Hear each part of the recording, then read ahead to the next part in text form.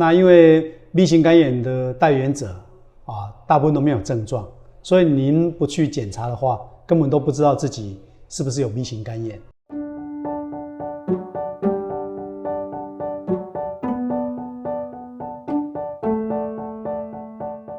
大家好，我是刘玉志医师，欢迎黄志富医师来到照护线上。大家好，我是黄志富医师。请问什么是急性 B 型肝炎？急性 B 型肝炎一般所指的是以前没有得过 B 型肝炎，那在一个 B 型肝炎的病毒一个感染之后，那产生了一些病毒性肝炎的症状，比如说倦怠啦、疲劳啦，甚至有时候会产生一些黄疸啦、茶色尿这些种种所谓急性肝炎的症状。那我们在临床上都会推估，去做一个诊断，那看看是不是由 B 型肝炎病毒引起的。那一般这种急性肝炎在成年人大概只有不到 5% 会变成慢性的B 型肝炎。请问什么是慢性 B 型肝炎？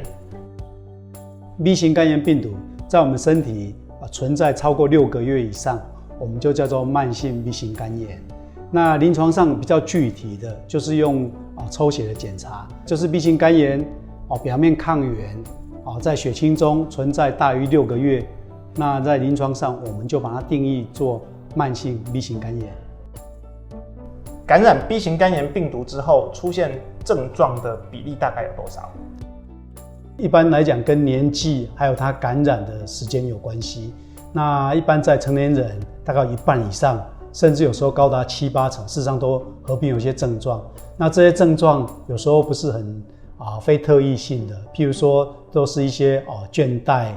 疲倦、想睡觉。那有时候合并一些胃肠道的症状，譬如说恶心、呕吐甚至比较严重一点会造成黄疸、茶色尿这些我们常见的一些肝炎的症状。感染 B 型肝炎病毒之后变成慢性 B 型肝炎的比例大概有多少？一般跟年纪有很大的关系。那在年纪越轻的时候，譬如说新生儿还有小朋友，那他们在感染急性 B 型肝炎的时候，那一方面比较容易产生造成一个带原的状态慢性 B 型肝炎感染。那他们的症状一般来讲比较轻微一点，那就是偶尔一些倦怠啦、疲倦啦、疲劳啦、恶心啦、吃不下饭这些症状。那可是在这一个成年人的感染，这个样貌又不大一样。一般来讲，成年人感染到B 型肝炎病毒，那的症状会比较明显，会常常合并一些比较严重一点的症状。那但是在成年人感染到急性 B 型肝炎，那只有不到 5% 会产生导致那个慢性的 B 型肝炎。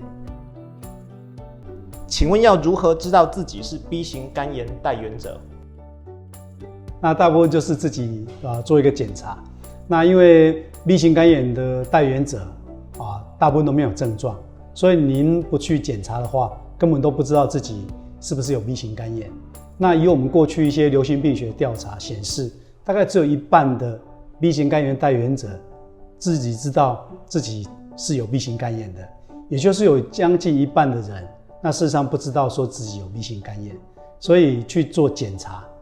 就是了解自己是不是慢性 B 型肝炎带原的一个最好的方式。那现在检查这些检验、抽血都是相当的简便。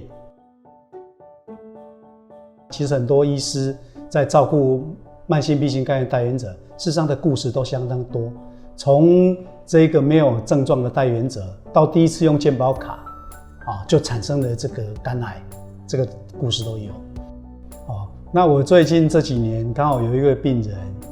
也是一样慢性 B 型肝炎，那他有50几岁，那是一个白领阶级，那他有定期在追踪每半年就过来这边做腹部超音波，那抽血，那在一个固定的追踪时间里面，我们早一点很早期就发现他有肝细胞癌，那不到2公分那就接受的开刀的一个治疗。那治疗之后，那我们也给予抗病毒药物，目前已经追踪3年了，那到现在都没有再复发的迹象，所以他从此就是过着幸福快乐的日子。那我想这个是一个截然不同的一个命运啊。那这个命运的取决就是我们真的是作为慢性 B 型肝炎带原者，要好好的去做定期的追踪跟检查。感谢黄医师来到照护线上，我们下次再见，拜拜，拜拜。